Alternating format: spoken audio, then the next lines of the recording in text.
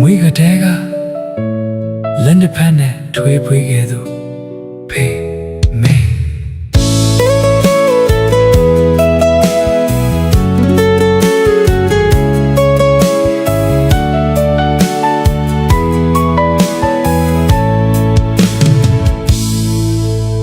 မွေးဖွာလာတဲ့ဒီဘဝမှာအဖေမေကလေးရောင်ပါချီလန်းစားတိုင်းလက်တွေ့ပေးတဲ့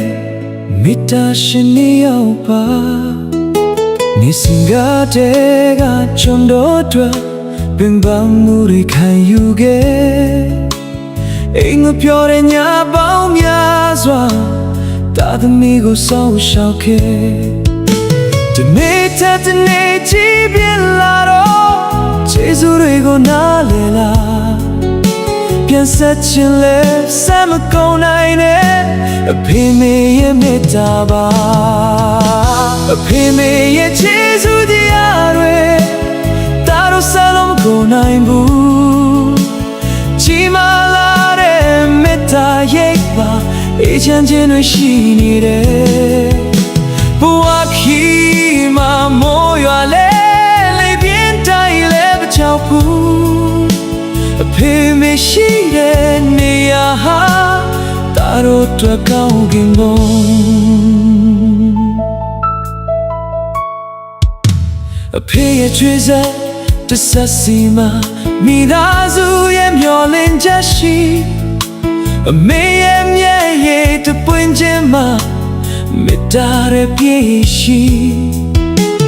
စာဖို့မရှိတဲ့နေတွေတော့တာဗနီကိုဦးစားပေးကိုယ်တိုင်နဲ့လဲပြုံးပြခဲ့တဲ့နှလုံးသားကြီးတွေပါအချိန်တွေလာကုန်ဆုံးသွားတဲ့ကျေးဇူးတွေကမပြောင်းလဲအသက်ရှင်တဲ့နေ့ရက်တိုင်းမှာရိုသေလေးစားနေမယ်အဖေနဲ့ရဲ့ကျေးဇူးတရားတွေ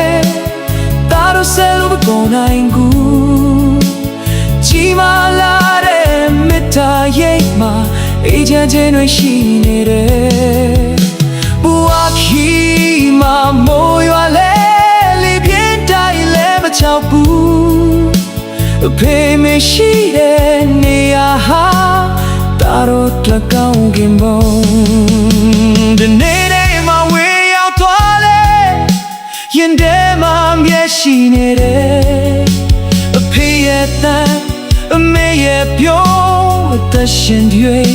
မမေ့နိုင်ဘူးဒီလောကမှာစားထုံးမရတဲ့အဖို့တန်ဆုံးလို့နေအောင်ပြအောင်ပေးတဲ့လက်ဆောင်လို့